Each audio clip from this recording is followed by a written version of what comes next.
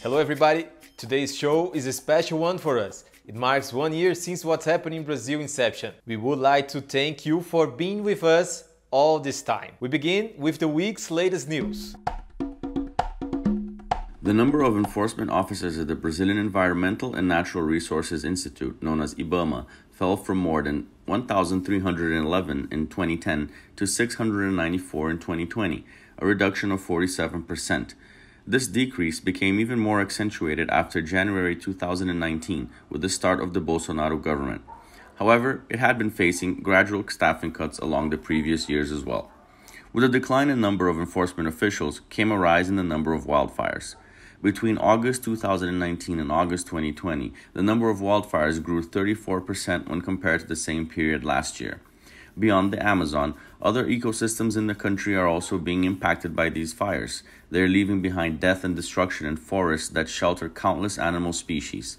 Images published by NASA show that 10% of Brazil's territory has been affected by wildfires, a level of devastation with no historical precedent. September 7th commemorates Brazil's Independence Day, when the country stopped being a Portuguese colony in 1822. Besides the traditional celebrations, since 1994, an initiative of the National Conference of Bishops called the Shout of the Excluded takes place. The protest is supposed to be a counterpoint to the Shout for Independence and is meant to remind us of the importance of people's rights, especially the most vulnerable in society, like the working class, women, the black community, peasants, among others. This year, the mobilization had the slogan, "Life First," and the motto, "This system is invalid. We fight for justice, rights, and liberty at the forefront." Protests took place in various parts of the country, and in some parts also included solidarity initiatives. For the basic guideline during the coronavirus crisis is stay at home, the number of evictions enacted in the São Paulo metropolitan region, Brazil's biggest urban area, has doubled over the last 3 months. Since the start of the pandemic, at least 1,300 families have become homeless. The lack of housing is an historic problem in Brazil. In the city of São Paulo alone, the deficit in available homes is of 1 million. On the other hand, there are almost 1,500 empty buildings with no one in them. Janaína is a massage therapist and has a teenage and a 3-year-old son. Jobless due to the coronavirus pandemic, she has been living in São Paulo's south side for the past 6 months in a high-risk area, according to the municipality. In the coming days, Janaína and another 70 families may become part of the statistics when it comes to evictions in the city during the pandemic. We are here not because we want to, but due to our living conditions, so as to not have to live under a bridge, on the streets. So we come to the shanty towns. In the São Paulo metropolitan region alone, 1,300 families have already been put out onto the streets during the pandemic. The number is double those registered at the beginning of the year, before the health crisis. The evictions are still occurring, at a time in our history in which they shouldn't be happening. We know that every time an eviction occurs, there is no definitive housing solution that will ensure these people's right to shelter.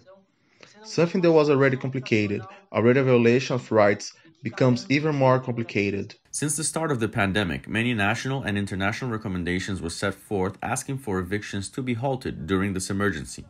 One recent initiative is the Zero Evictions campaign, endorsed by more than 100 urban and rural organizations. What we need to understand is that this is structural. We need to debate this issue after the pandemic.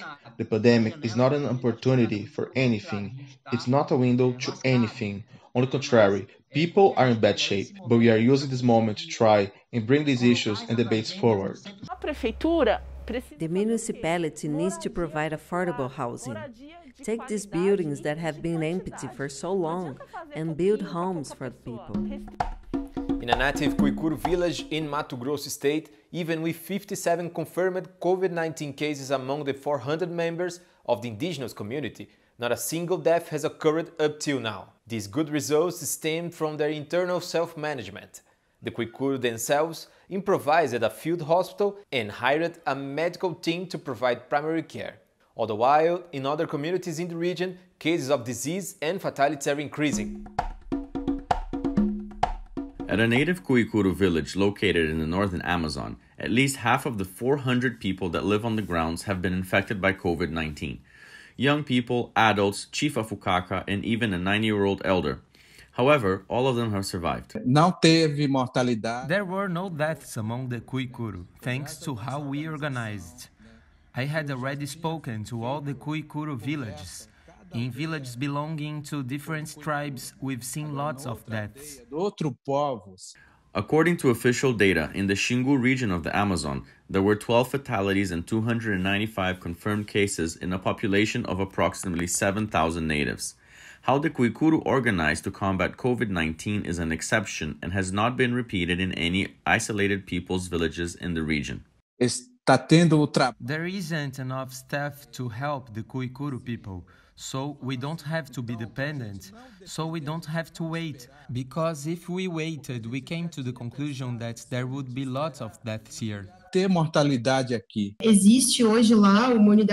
we have an improvised care unit on site, which was built by the Kuikuru people, with oxygen tanks and ventilators. Elders who were almost 100 and felt gravely ill needed oxygen and were treated on the spot. We didn't need to evacuate anymore.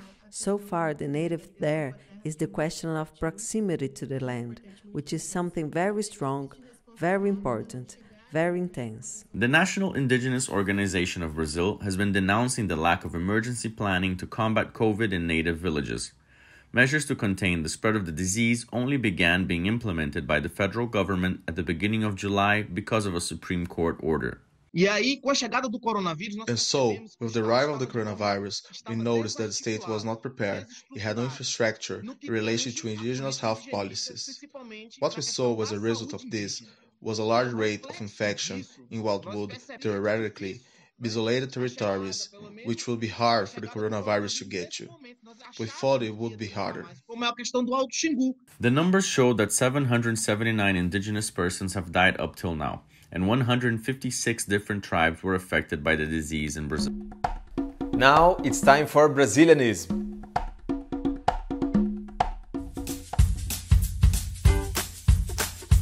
Today our recipe is a baked corn paste. You need 2 cups of fresh cornstarch, 2 cups of milk, 2 cups of flour, 2 soup spoons of butter, 2 eggs, olive oil, sausage, and grated Parmesan cheese. Throw the eggs into a pot and beat them with a fork. Gather all the ingredients and add salt to your liking. Place the mixture into an oiled cooking pan. Add Parmesan cheese on top of the mixture. Place it into a preheated oven at 180 degrees and let it bake for 45 minutes. Done, all you have to do is enjoy.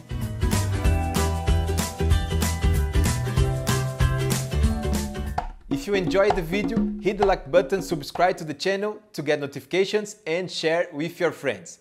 We'll see you next week.